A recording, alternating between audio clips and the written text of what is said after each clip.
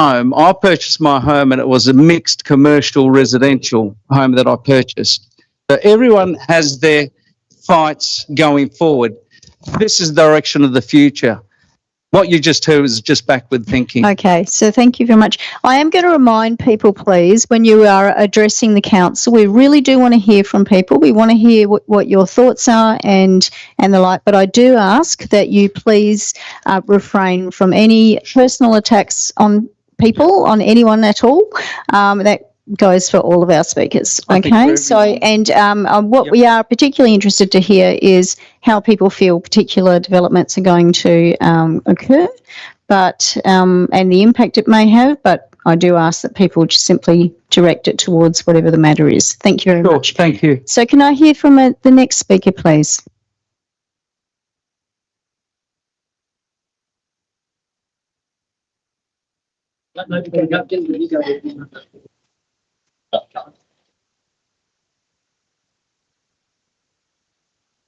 My name's Andrew Pearce. I'm speaking on behalf of Celsius Developments, who are a significant landowner in the town centre. I'm just speaking in relation to agenda item 5.1, which is the establishment of a viewing tower and the DA associated with that.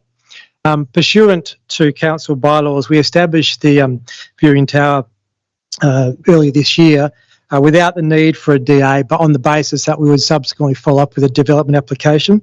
We did, however, seek a building permit and were granted a building permit for the viewing tower. It's simply part of an ongoing sales process that we have liaised extensively with council officers on, and at their request, we have written to local residents around the development, advising them of our sales process and the timing that we would establish a viewing tower, that we would establish signage on the site, that we would establish a site office on the site, and the program would be ongoing throughout the balance of this year. It's really quite important that developments of this scale get completed and have to get off the ground. To get off the ground, you need to have a marketing campaign. And our marketing campaign has been very well stepped out, well thought out, and I do want to commend the city's planning officers. They have been very helpful in the process of where to establish a viewing tower on the site. We had a number of site locations that we could have put it. They have recommended a location, and they have also asked us to keep the community informed about the viewing tower. It's situated well away from neighbouring residential properties, and it is in support of an already approved development application on the site that was also recommended by council planning officers. So just wanted to speak in favour of that today. We have written to a number of local residents about the process, and the reason why I wanted to establish it early was because we wanted to afford the local community the ability to go up the viewing tower and see what the development would offer. And we have had huge engagement, it's fair to say, from local residents. I think there's been 200 downloads of the QR code on the site and over 100 expressions of interest to find out more about the development once we formally launch later this year. So just in summary, I would commend you to approve the viewing tower as supported by the planning officers. Thank you. So can I just get a suburb from you, because for the minutes, so we had your name, we just need to get the suburb for the minutes. The suburb where I live? Yes. I live in Cottesloe. We are an extensive landowner in... No, that's okay. That's all we need. We just need it for the minutes, but thank you very much. Okay, so can we please have the next speaker?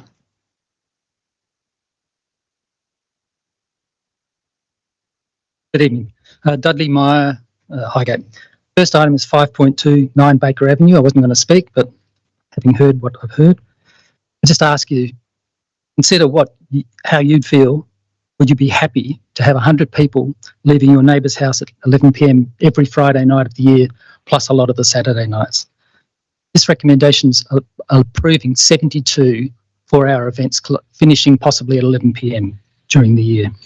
It's a residential area. 100 metres away is a suitable venue at the Brisbane Hotel. One of the speakers talked about the Northbridge Common supporting this. It belongs in Northbridge. Also, there was talk about the streets supporting it. I know 3 people in the street. 2 of them are very concerned, but they feel intimidated. It's just their background. It's not someone's intimidated, they just feel intimidated. They don't like processes like this. They don't want it in the area. So that's all I'll say on that. 6.1, stormwater drainage connection. I'm not particularly fussed about stormwater drainage policies, but I am fussed about quality policies, and I'm fussed about treating businesses fairly. I put in a submission and I had some email correspondence with a staff member, trying to convince them of the errors of their ways, if you want. I looked through the responses in the report today. There's a response saying the city's looking at getting an educting truck and cleaning the pits regularly. The street sweeper had an induction unit on it, so what happened to that truck?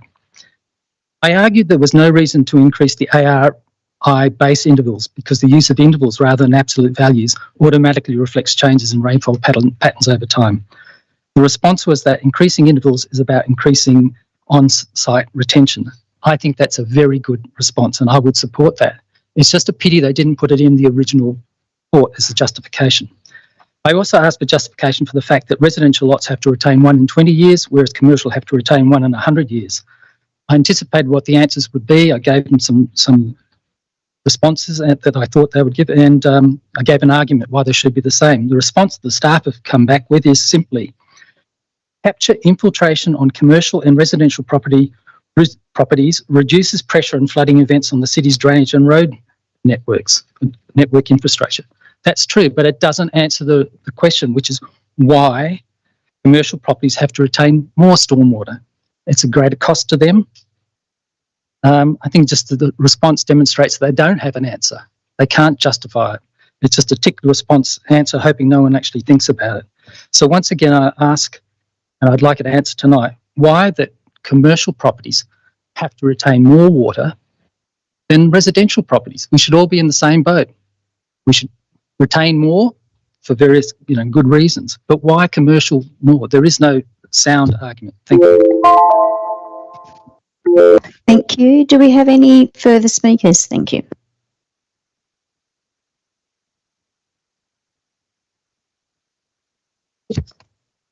Hello, my name is Nick Mondia and I'm here to speak about Agenda 5.2.1, which is the And suburb, please.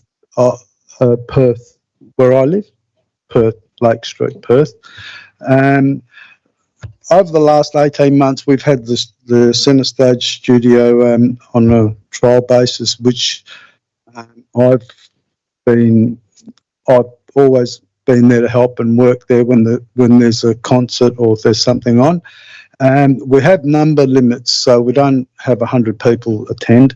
We have a limit that we can put in there, so it's generally probably between 60, 70 people, depending on the top and the bottom.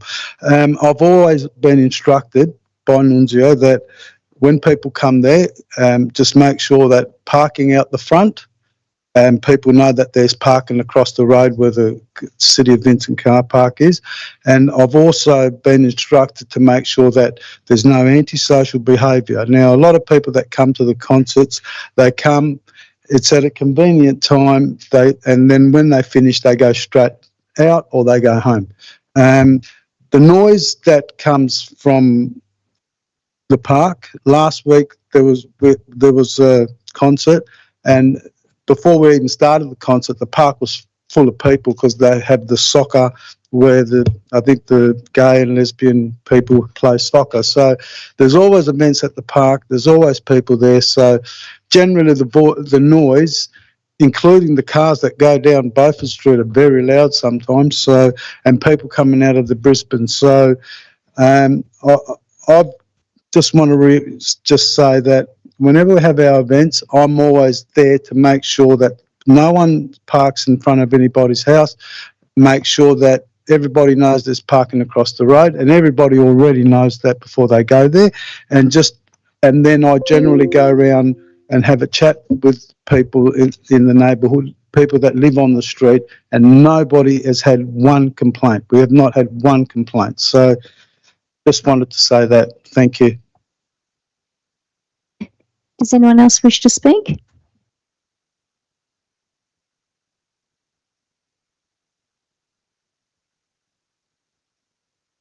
Hi, my name's Stephanie. I live at 105 Alma Road.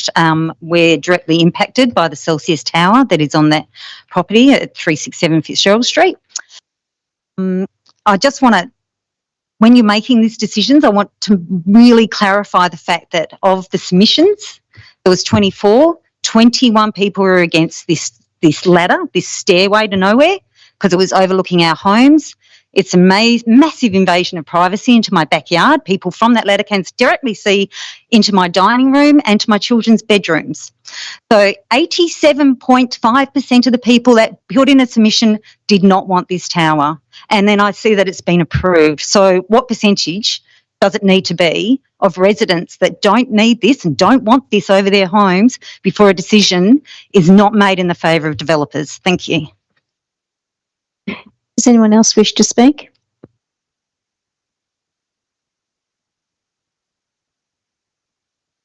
All I want to add is that Nicola Burton, Raglan Road, North Perth, directly facing the stairway.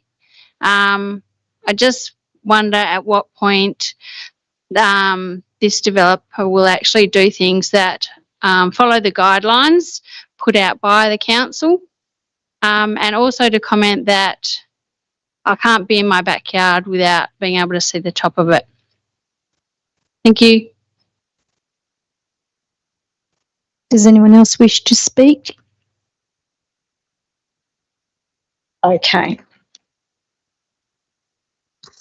All right. So the items that you have spoken on are going to be brought forward on the agenda, and no decisions are made at this briefing. I do remind people, but councillors will have an opportunity to ask administration any questions they have about items on the agenda. So there being no further questions, I close public question time at 6:21.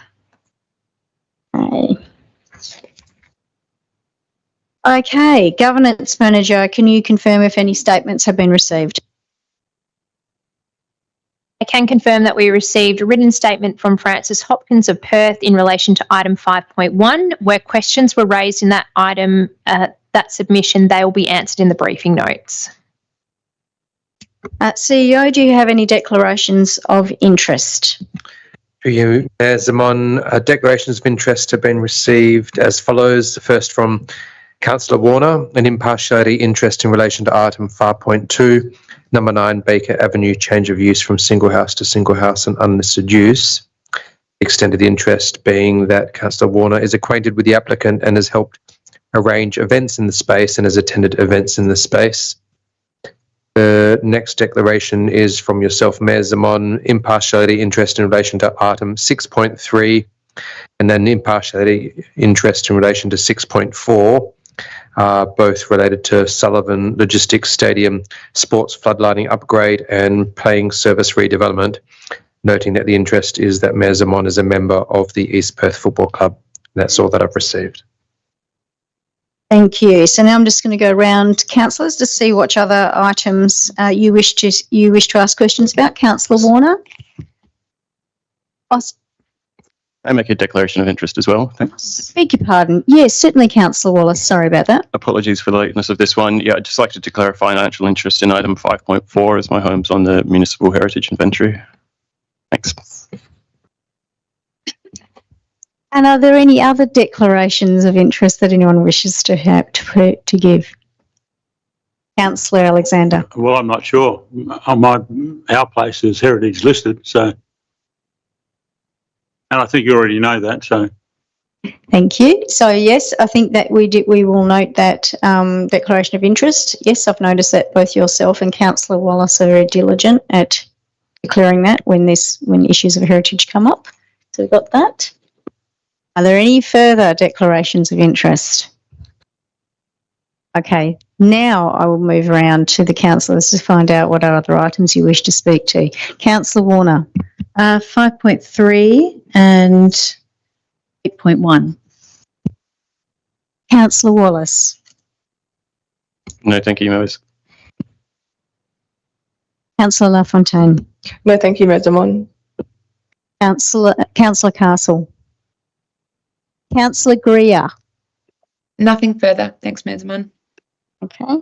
Councillor Alexander. Councillor Wolf. 5.4, please. Okay, and I also want to raise 6.3 and 6.4.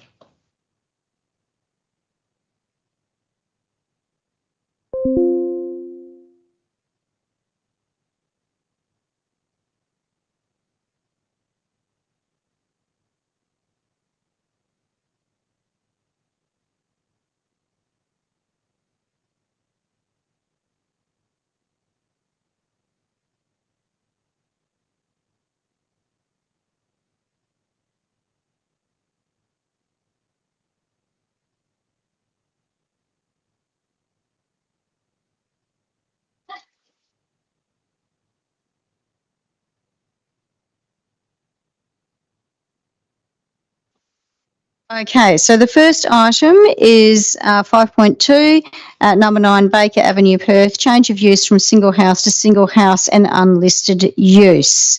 Okay, so open to any questions. Councillor Castle. Thank you, Mayor Zaman. I just have a couple of questions around the conditions that are being proposed.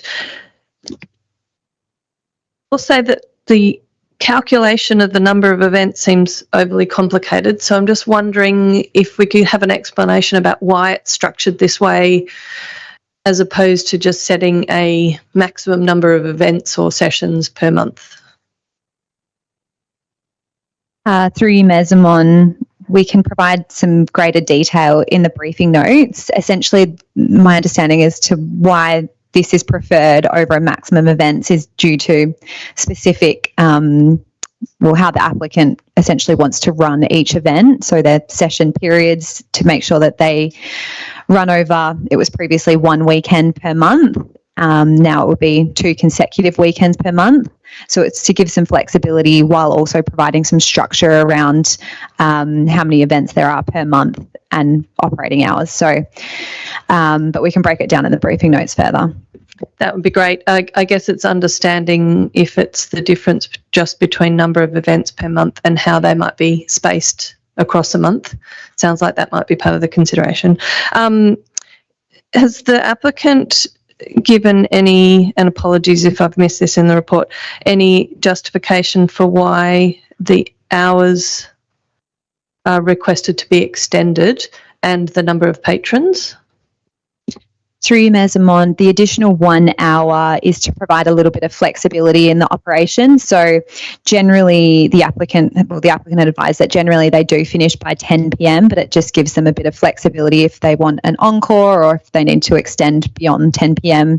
for scheduling reasons. In terms of the capacity numbers, I don't believe we have that on hand, so we can get some information from the applicant and pop that in the briefing notes. Thank you. And I'm just wondering if in situations like this where we've had an initial trial, for example, a time-limited approval, and now the applicant is seeking that approval in perpetuity, is that the common practice for us? Trying to remember myself. Or have we had situations where we might have approved a further time-limited period before actually committing to a permanent approval? Through you, Mayor Zaman, yes. So generally when we apply the time limited approval, it is that test period to make sure that I guess the applicant is able to facilitate the land use in accordance with conditions of approval, and particularly where there's some reliance or heavy reliance on management measures.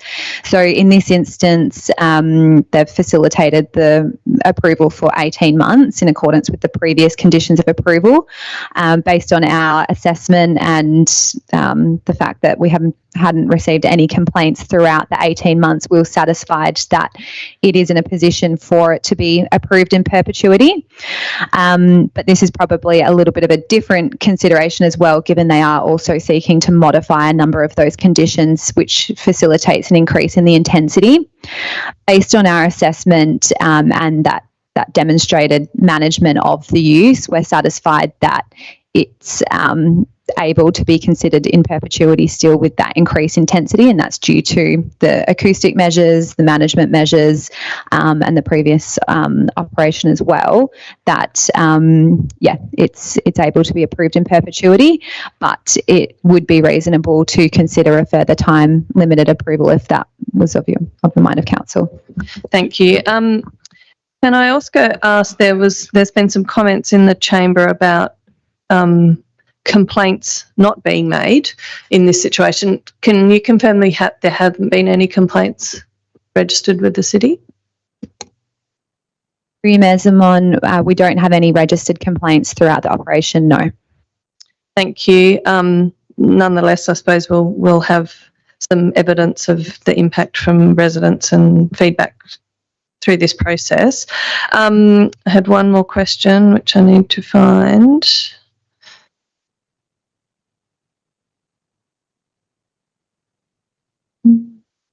No, I can't find it.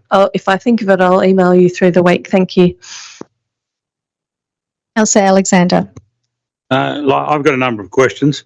I note that we've all received through our emails public questions and statements from a Frances Hopkins of Perth.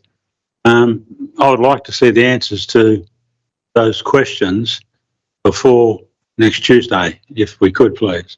Now, Councillor Alexander, I can confirm that they are included in the agenda and answers will be supplied for before the next meeting. Okay, and I also note, to back up what Councillor Castle has said, there was comments made that, you know, that the entire street supports, you know, events and etc.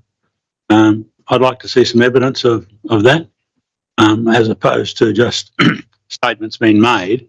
I'd like to see it backed up with some evidence. So if we're to believe any of the comments, you know, they need to be verified, not just enunciated. Thanks. Are there any further questions from any councillors in relation to this item? Councillor Warner. Thank you. Whilst I know that we'll get more information based on those questions that we were sent late this afternoon, I just, off the top of your head, are you able to say, is the space compliant for the use it's been used for in terms of toilets and the other management plans, and has it been compliant with liquor licensing to date?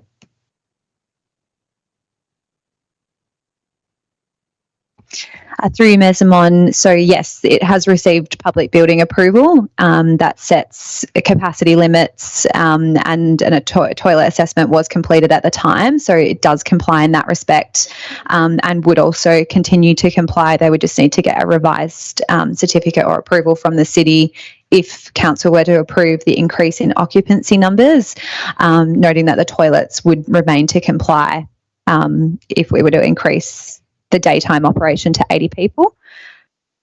In terms of the liquor licensing, so we don't have any record of issuing a Section 39 or Section 40 to the Department of Racing, Gaming, Liquor for a liquor license to be issued, nor had we received any comments or complaints from either community or the applicant who's seeking a liquor license.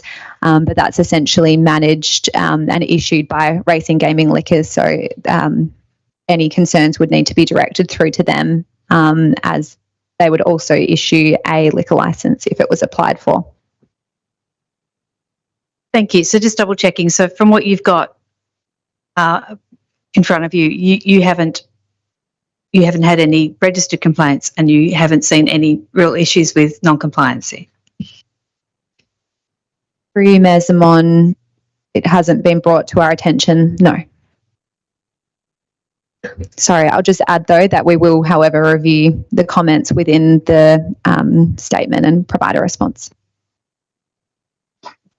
Councillor Alexander. We've had complaints tonight. Ladies stood up and complained, so you didn't hear that? Through you, Mayor Simon, so we'll conduct a review of the comments provided by Frances and include them in the briefing notes. Councillor LaFontaine. Thank you, Mayor Simon.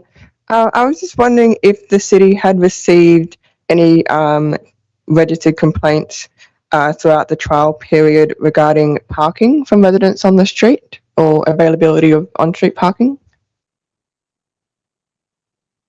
You, Mayor Simon, the city does have record of complaints around illegal car parking along Baker Avenue over a duration. We can confirm this through briefing notes, but I'll note that in my review of those, it didn't specify being associated with this particular use, so that would need to be better understood in terms of on what basis were people illegally parking, and is it associated with this function?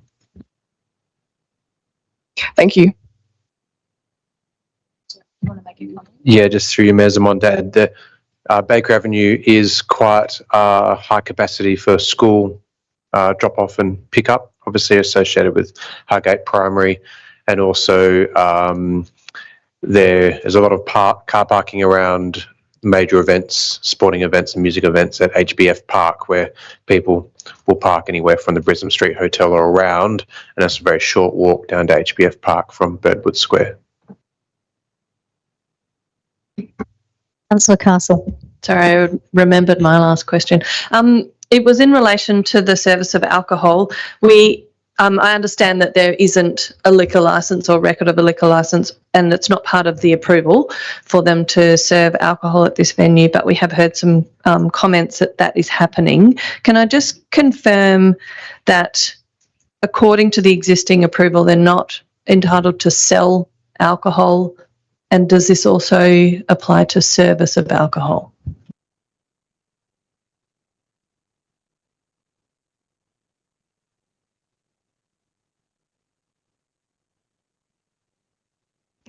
Through Mayor Zamon, there's no conditions on the approval that specifically relate to sale of food and alcohol, but we can provide some additional information in the briefing notes. Thank you. And while you're there, if you could also outline in the briefing notes what measures are in place or proposed to be in place to control the comings and goings of patrons and the noise associated with that. Thank you. Councillor Greer, you indicated you wanted to speak.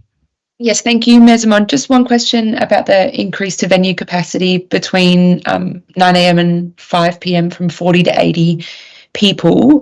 Just want to check I have the correct understanding that we're not proposing any restrictions to the number of events that can take place between 9 to 5 Monday to Saturday. The number of events is aimed at the Friday to Sunday period. Is that correct? Through Mayor Zamon, that's correct. Thank you. That's it from me. Are there any further questions from any of the councillors? Councillor Wolf.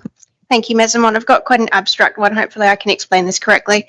The questions around the comments in the report of the existing sources of noise and activity around the site. So as I understand it, the report saying, this isn't Sleepy Hollow, this is a vibrant part of town. It's different to a standard residential area. And in that way, a little bit of noise is accepted. And I guess in this one, we're primarily talking about the comings and goings, noting the insulation of the music itself. Whereas I recall previous applications that we've had in different contexts where we've talked about other sources of noise, such as community sport, and we're saying that, because there is existing noise, we don't then want to add on top of that. So I'm wondering if the difference between those sort of circumstances is the context of the site being sort of a vibrant inner city area versus a standard residential zone. Thanks. Through Mayor Zamon, yes, that's one of the key differences compared to potentially other similar ones that we've received previously. It's considering the location of the park and the events that are facilitated in the park, but also other entertainment and live music venues in the surrounding area, as well as the traffic experienced on Beaufort Street and Bulwer Street, and the proximity to other commercial premises surrounding the site. So that is one consideration in the acceptability of this particular use in this context. In addition to the noise mitigation measures, the design of the building and the acoustic modelling that has also supported the use. Okay, are there any further questions from any councillors in relation to this item? Councillor Wallace. Just a quick one, thanks, Mayor Zamon. I think a large part of the complaint was about the use of outdoor spaces after performances. Do you think that is appropriately managed for by condition 2.6, which requires everyone to leave immediately after? I guess how does it butt up against, given it's a residential place as well, use of the space after hours in accordance with residential purposes? Through Mayor Zamon, yes. So condition 2.6 seeks for all patrons to leave immediately after the performance concludes. So that's leaving the premise directly to their car, and they should not be loitering in that outdoor space. So that would be a breach to the conditions of approval. And if that was to occur consistently, we would look at undertaking a compliance review. Okay, are there any further questions from any councillors? Okay, so the answers to those questions and also the ones that have been put will be in the agenda for the next meeting. Okay, so move on to the next item, which is 5.1, numbers 367 and 369 Fitzgerald Street, North Perth, proposed commercial development, viewing tower and associated fencing. Okay, are there any questions? Councillor Wolf. Thank you, Mesamon. I've got 3 questions on this one, please. Firstly, I think there have been a lot of questions within the community and on social media for months and months now about whether or not this development has been authorised and was authorised. So for any of those residents that haven't had the opportunity to go through the detail of the report, I thought tonight might just be a useful opportunity to touch briefly on that question about whether or not it's an authorised development. Through you, Mesamon. So yeah, I can confirm that the viewing platform and associated surrounding fencing was lawfully constructed in accordance with planning and building legislation. In terms of the planning, we have a 3-month exemption under our planning exemption policy where conditions are met for viewing platforms to exist on site for 3 months after the date of which the building permit is issued. So at the time that the building permit was issued, we undertook an assessment against those conditions within our planning exemptions policy, and the building permit was then issued. The viewing platform was constructed in accordance with those approved building permit plans and in accordance with the conditions that we assessed under our planning exemption policy. And the applicant submitted and lodged a DA to extend that period beyond the 3 months pretty much on the date that the construction was completed. Yes, that's correct. So they did follow due process. Essentially, the reason why the structure is now considered unauthorised is due to the time frame of the DA processing, and because we haven't determined the application within that initial 3-month period of when the building permit was issued. So the applicant did follow due process, but we are just outside of that 3-month period at the moment. Thank you very much. My second question was, we heard from the public gallery from Stephanie tonight around concerns on impact to visual privacy, and that people standing on top of the viewing platform could see directly into the home's bedroom and dining room. Are there any comments you could make, please, around impact on visual privacy? Thank you. Yes, so through you, Mesamon, we did undertake that assessment when the proposal was initially submitted at the building permit stage. Ultimately, the viewing tower is set back 46-ish metres from the nearest residential property and even greater to those properties' windows and outdoor living areas. Ultimately, given the purpose of the structure and those large setbacks, we considered that it ensured that there would not be adverse overlooking impacts to those surrounding properties, particularly as people using the platform would also be using it for short periods of time and looking at the views associated with the sale of the apartments. And given that we've got a time limited approval as well, it's not for extended periods of time in terms of people using the platform and for the approval. Thank you. The last issue I just wanted to touch on was the antisocial behaviour issue. So definitely hearing from residents that there are ongoing antisocial behaviour issues even after the fence going up. So things like graffiti, disturbances, trespassing, even people having a picnic on top of the viewing platform.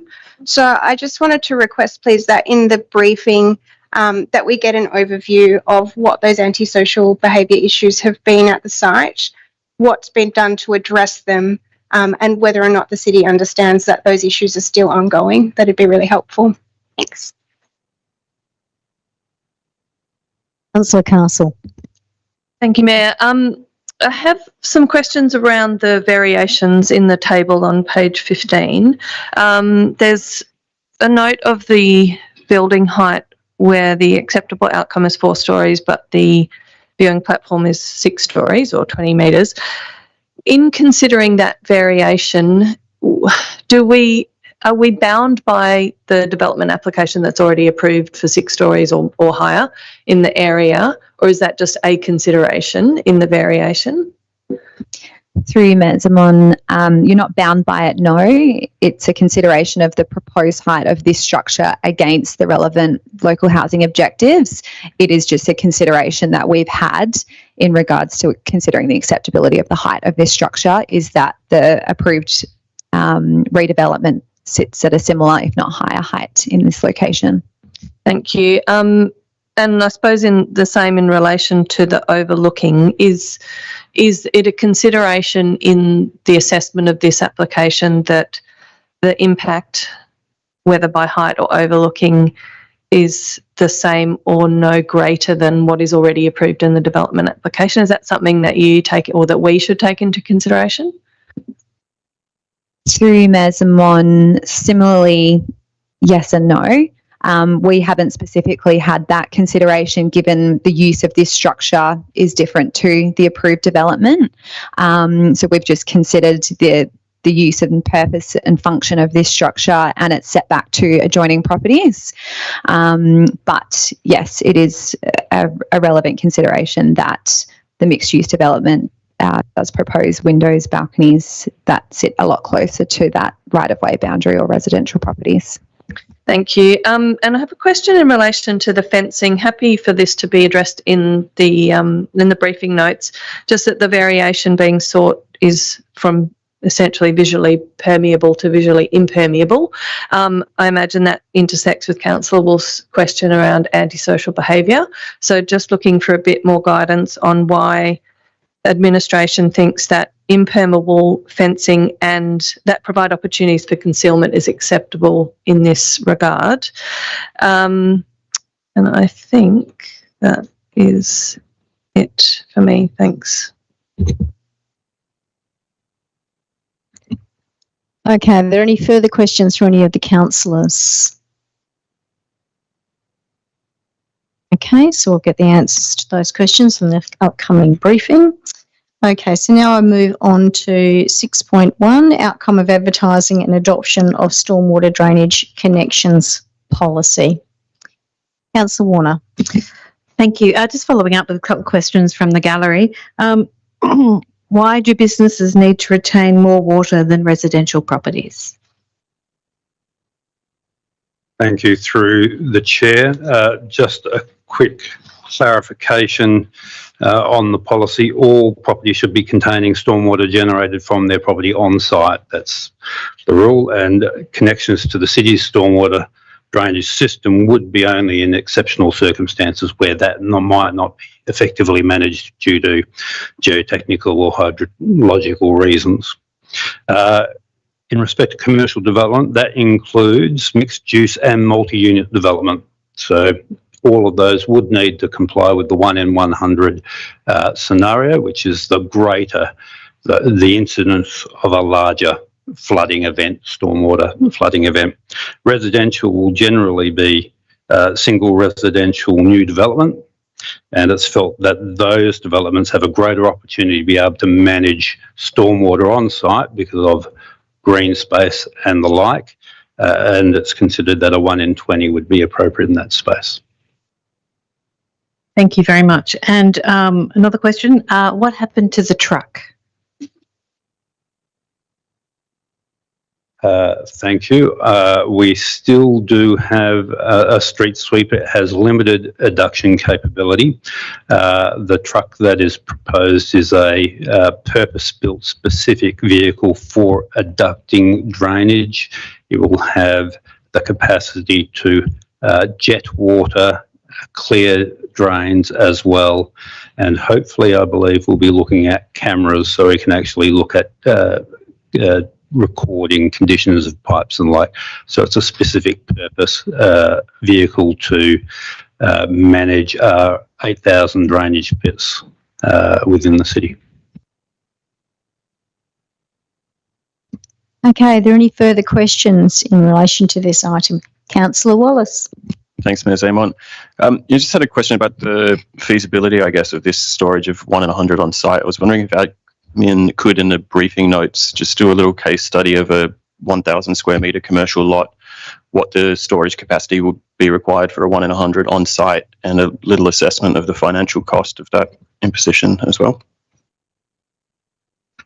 Through the chair, we can do that in the briefing note. And just as a side comment, we are in the process of developing an online drainage calculator, which proponents, both residential, commercial, can go on site and calculate what might be required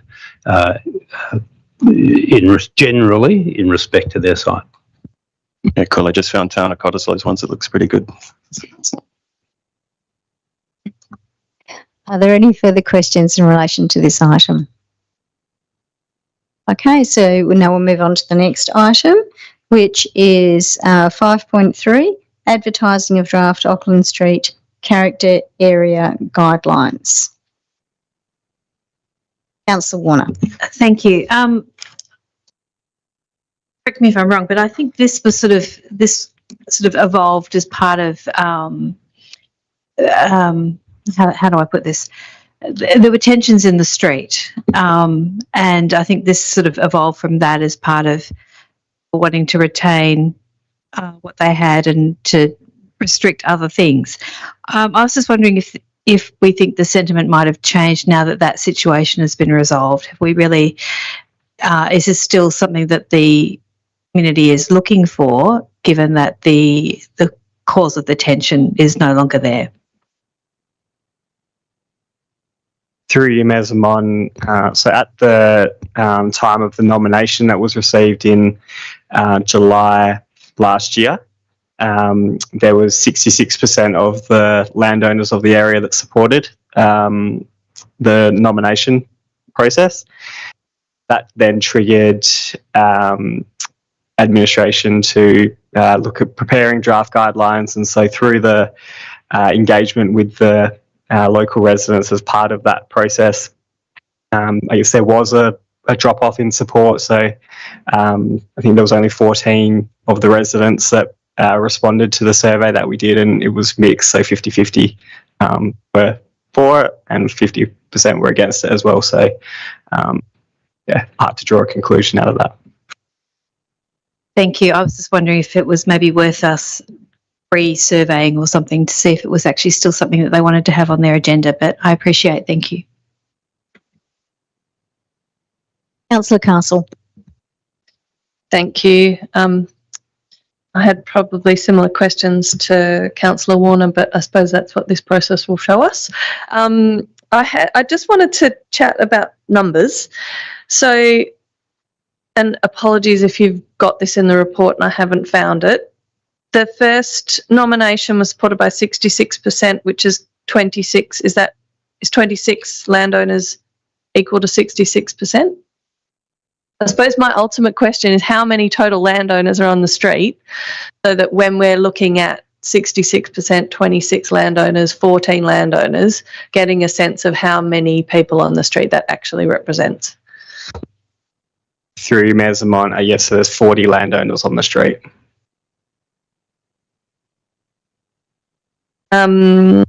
Okay, so yeah, I suppose, well, I'll talk to this next week.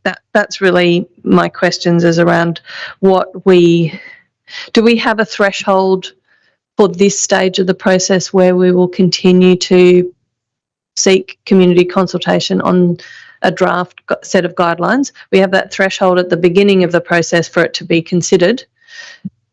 Those thresholds, or do different thresholds still apply throughout the process? Is there a point at which you'd go abandon ship? Through Ms. Amon, so the only threshold exists at the beginning, which is at 40%. I guess it would be open to council next week to form a view that it doesn't want to progress with the character area guidelines based on the feedback and responses to date, but that would be something to consider for next week. And just a question around how we will go about engaging with the local residents, given that it is a discrete number of people. What plans do you have to make sure that we try and get a response from all 40?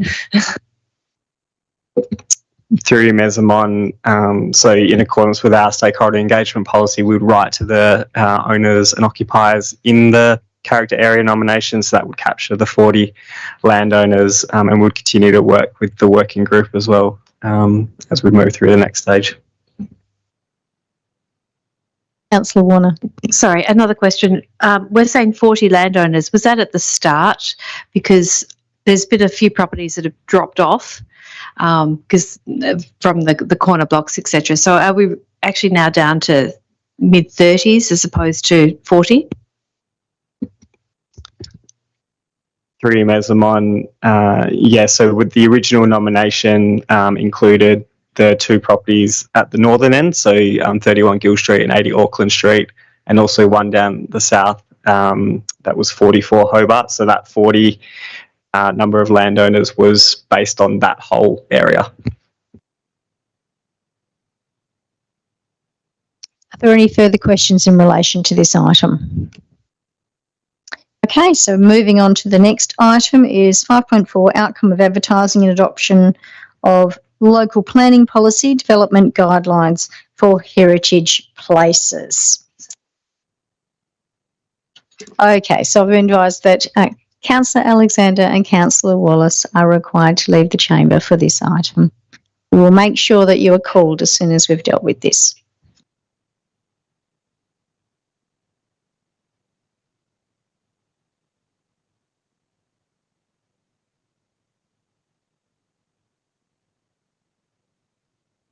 Councillor Wolf.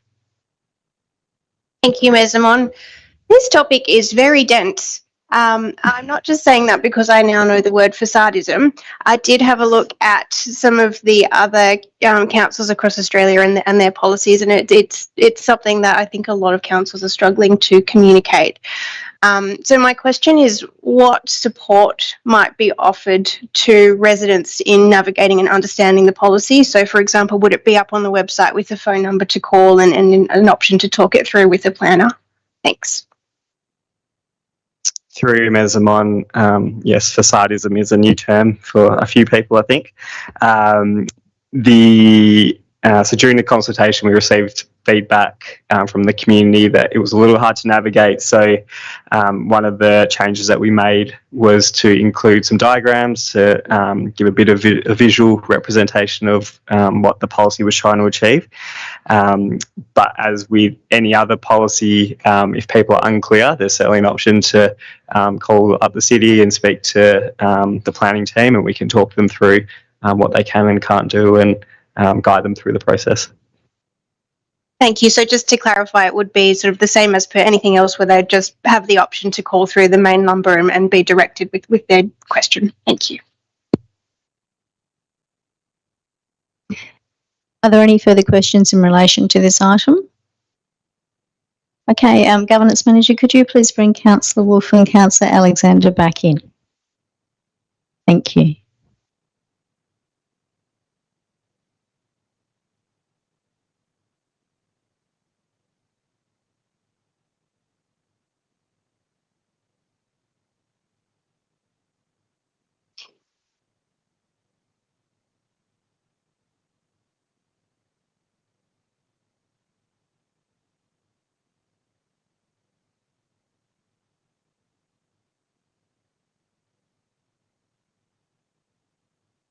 Okay, so now we move to item 6.3, Sullivan Logistics Oval Sports Floodlighting Upgrade.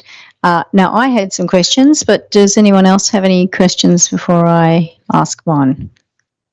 Okay, so the main question I want to ask is about the issue of the reliance on Western Power to meet their end of the deal for the upgrades. Can you please give an indication of what is the expected time frame before we know whether Western Power are going to come to the party? Through you, Mayor Zaman, we are currently in consultation with Western Power. One of our engineers is working with them to understand that time frame at the moment. So hopefully in the next week or two, we'll have a indication as to whether they can move forward at the speed we want to move forward. And then we can escalate our advocacy in line with that. Okay, so noting that the timeframes that we're trying to operate to is for the men's waffle season next year, so that we can get the fixtures sorted.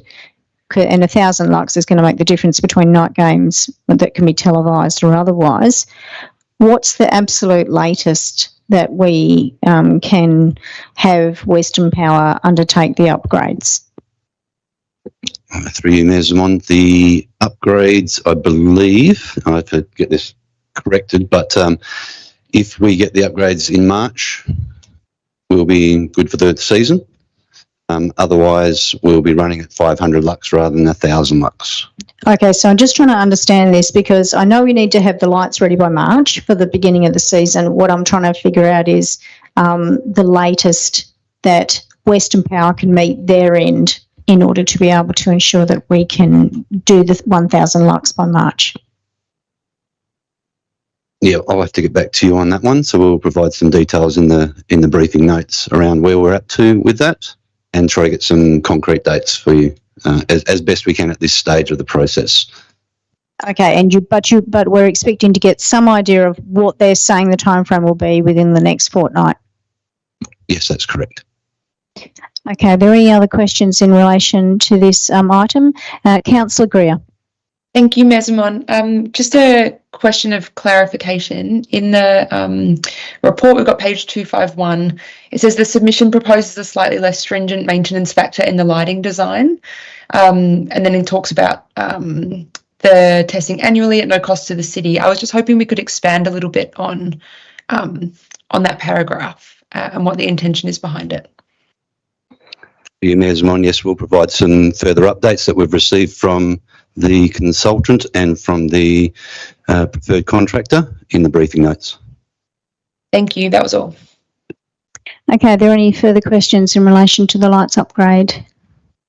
Okay, so now we'll move on to the next item, which is 6.4 Sullivan Logistics Oval Playing Service redevelopment. I had some questions. Do any other councillors have any questions pertaining to this item?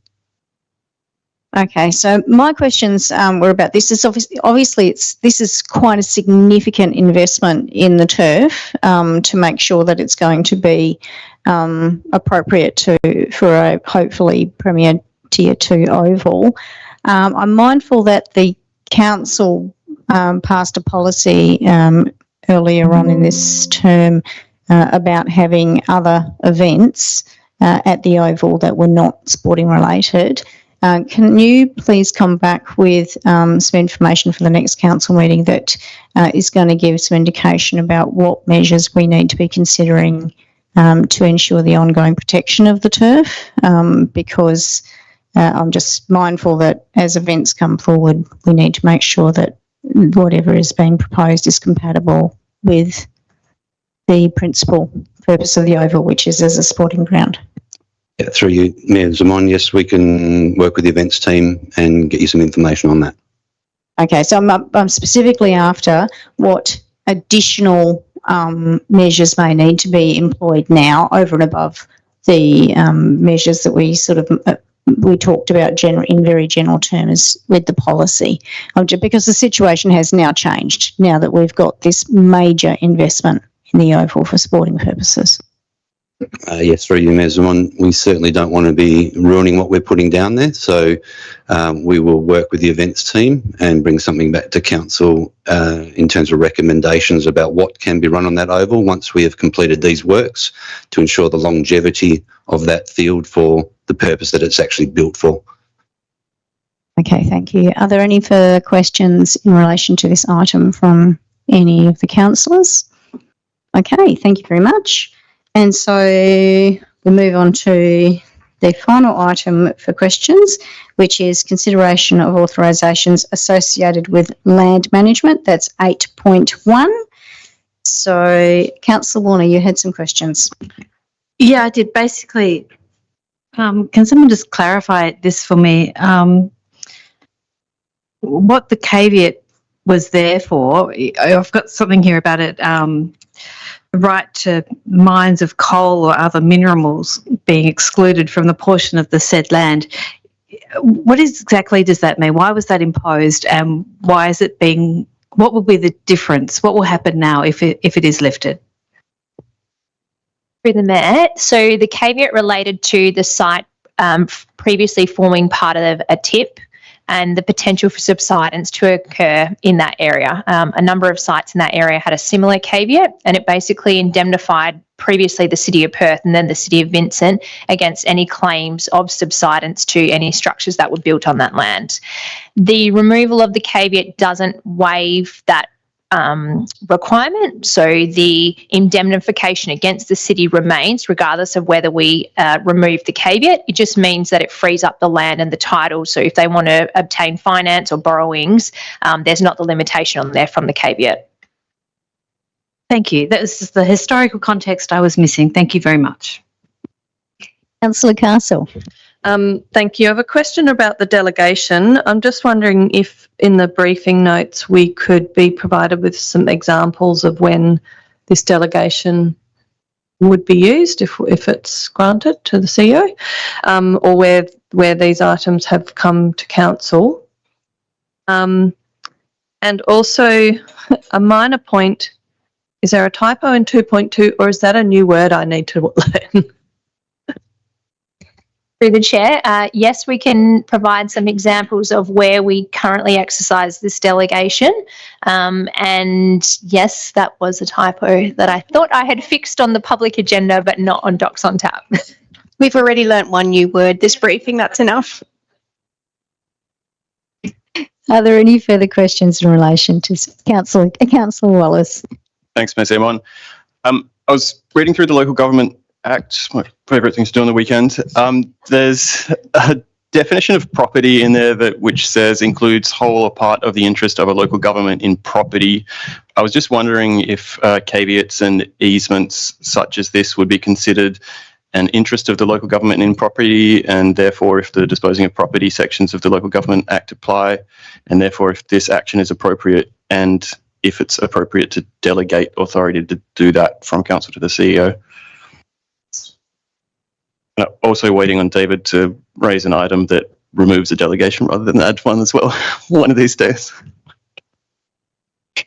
I'll take that last comment as a comment. Okay, so Governance Manager, are you able to answer that now, or do you want to include that in the minutes for the next meeting? Through the Chair, we'll probably need to get some legal advice on that because we have been going around in circles about this delegation. So we will try and get some advice before the briefing notes go out on Friday. Okay, are there any further questions in relation to this item? Okay, so I thank the public and the live stream viewers, and I close the meeting at 7:08. You can stop the viewing. Thank you.